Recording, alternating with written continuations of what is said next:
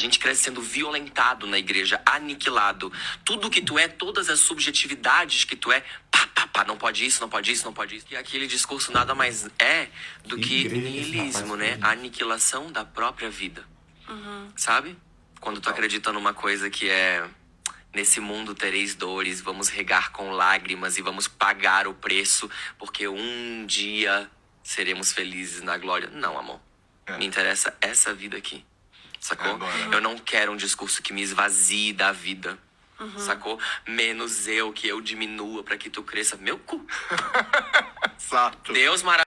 Sabe o que eu acho perigoso na fala desse rapaz? É que parece que a pessoa que entra na igreja, essa pessoa é quase assassinada. E não é dessa forma, meu querido. Mas o que me assusta é que as pessoas hoje, elas querem entrar nas igrejas ou em qualquer religião e querem forçar o conceito da religião se converter à pessoa. Não é a religião que tem que fazer o que eu quero, o que eu entendo, o que eu acho correto. Mas é eu que devo me submeter aos princípios e segmento da religião que eu queira seguir. Da mesma coisa com outras religiões, não seria diferente no cristianismo. Por exemplo, uma época que eu não era convertido, eu fui jogar os búzios, né? Uma mulher lá e tal. E ela jogou para mim e ela disse que eu precisava pagar uma certa quantia, né? E que eu precisava usar branco e raspar a minha cabeça e passar dias dormindo no chão. Então, eu deveria criticar a religião ou simplesmente ver que não era compatível comigo e seguir em frente, que foi o que eu fiz? Ou seja, existe um nome para se dar pessoas como você. São pessoas hedonistas, pessoas centralizadas no seu próprio prazer. Ou seja, não é eu que devo me submeter às pessoas ou à religião ou qualquer outra coisa, mas as pessoas têm que fazer aquilo que eu quero, que é provido do meu próprio desejo. Então entenda. Não existe eu quando a gente vai seguir a Jesus. Está escrito em Mateus 16, 24. Então Jesus disse aos discípulos: se alguém quiser me acompanhar-me, negue a si mesmo, tome a sua cruz e siga-me. É uma decisão, é uma escolha, é um estilo de vida seguir a Jesus Cristo. Existem princípios e segmentos dele que precisamos seguir, ao qual para nos tornarmos cristãos. Então, gente, não leve a sério a falácia desse rapaz, porque eu poderia usar dessas mesmas palavras para atacar aquela mulher que jogou os búzios para mim, me cobrando dinheiro e querendo que eu raspasse a minha cabeça e que eu dormisse no chão para se submeter às entidades lá. Afinal, isso é compreensão. E olha o que está escrito em 1 João capítulo 2, versículo 3 e 4. Sabemos e o conhecemos, e se obedecemos aos seus mandamentos. E aquele que diz eu o conheço, mas não obedece aos seus mandamentos, é mentiroso, e a verdade não está nele. O próprio Jesus Cristo chama de mentiroso aquele que não vive a sua palavra, a sua vontade. Então entenda, a igreja direciona a pessoa a seguir a Jesus Cristo. Agora, cabe a essa pessoa e sua intimidade com Jesus e venha viver a sua palavra verdadeiramente. Agora, você se colocar como cristão, não viver o evangelho, os princípios de Jesus Cristo, você só está se enganando a si mesmo. Então não adianta você estar dentro da igreja se você não viver a palavra de Deus. E tentando se absolver dessa culpa que não deveria existir, mas foi implantada na tua cabeça. Sabe, eles falam muito de livre-arbítrio, mas até que ponto, se tu é induzido desde criança na formação do teu caráter, tu cresce aprendendo que ser quem tu é uma abominação? Mas aí é que eu faço uma pergunta para você. Você não está vivendo o seu livre-arbítrio? Você não está vivendo o que você deseja viver? Você está sendo impossibilitado de viver? Você não está confrontando e pregando aquilo que você acredita? Então isso não é um livre-arbítrio para você? Por exemplo, eu só me envolvi com a igreja aos 11 anos na igreja católica. E depois disso, eu nunca mais me envolvi e vivi na homossexualidade por 12 anos, inclusive fui drag, inclusive rainha da parada gay também. Exerci o meu livre-arbítrio, vivi o que eu queria. Em nenhum momento a igreja ou ninguém me impossibilitou de viver o meu próprio livre-arbítrio. Olha eu aqui fazendo show. Exercendo meu livre-arbítrio. Olha eu aqui de novo. Exercendo meu livre-arbítrio. A igreja me impossibilitou de viver isso? Olha eu aqui novamente. Como drag queen, vivendo o meu livre-arbítrio. A igreja não me impossibilitou de viver isso. Mas olha eu na igreja, pregando a palavra e vivendo o meu livre-arbítrio, vivendo o evangelho e pregando a verdade do Senhor Jesus.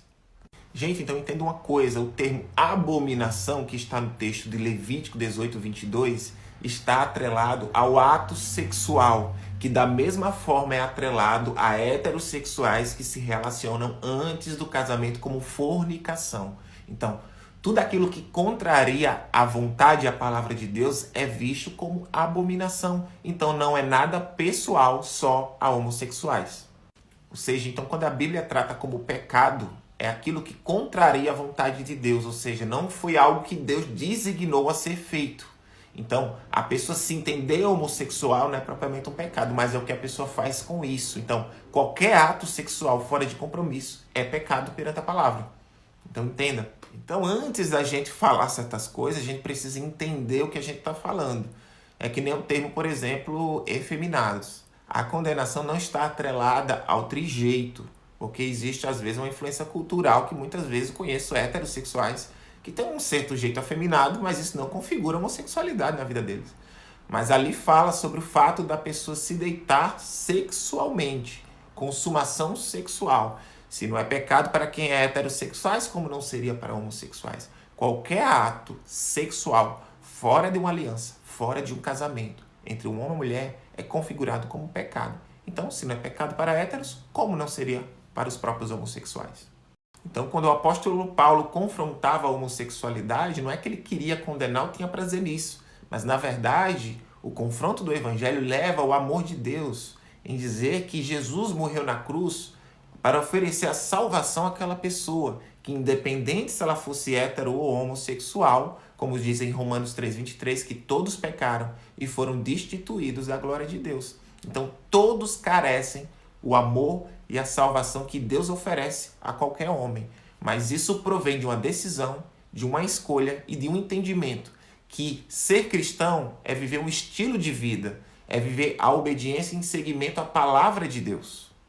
Então, quando eu era homossexual e tive meu encontro com Jesus e o amor de Jesus me tomou de tal forma que automaticamente eu não sentia mais prazer em viver a própria homossexualidade. E eu escolhi e tomei a decisão de seguir a Jesus e viver a sua própria vontade. E isso me deixa feliz, isso me deixa completo, no qual tudo que eu vivi na própria homossexualidade. O amor de Jesus te toma de tal jeito que você não consegue mais viver sem ele. E isso te basta. E eu sou muito mais feliz hoje, vivendo o evangelho, pregando a palavra, e que hoje eu tenho vontade de casar, ter filhos, e hoje é um princípio e algo que eu busco na vontade que Deus tem sobre a minha vida. Então há uma escolha e há uma decisão. E ninguém é obrigado, nem Jesus obriga ninguém. Ele diz, quem quiser vir após mim. Ele não fala, venha todo mundo e todo mundo é obrigado. Comentário dos crentes dizendo, isso aí é muito subversivo, esse conteúdo que tu tá fazendo, porque tu quer tirar essa juventude da igreja. Sim, quero.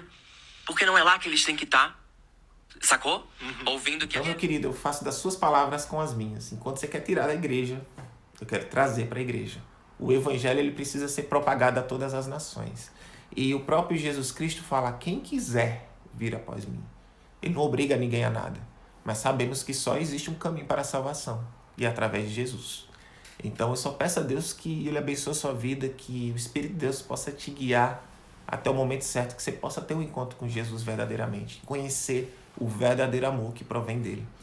Então, existem muitas pessoas que são homossexuais e não são felizes enquanto homossexuais. Eu conheço vários amigos meus que se sentem tristes e infelizes porque se sentem muito presos à própria solidão. Então, o amor de Deus preenche isso. Então, eu tenho a obrigação, sim, de levar o amor de Deus, que é o que nos preenche, que nos dá felicidade e verdadeira.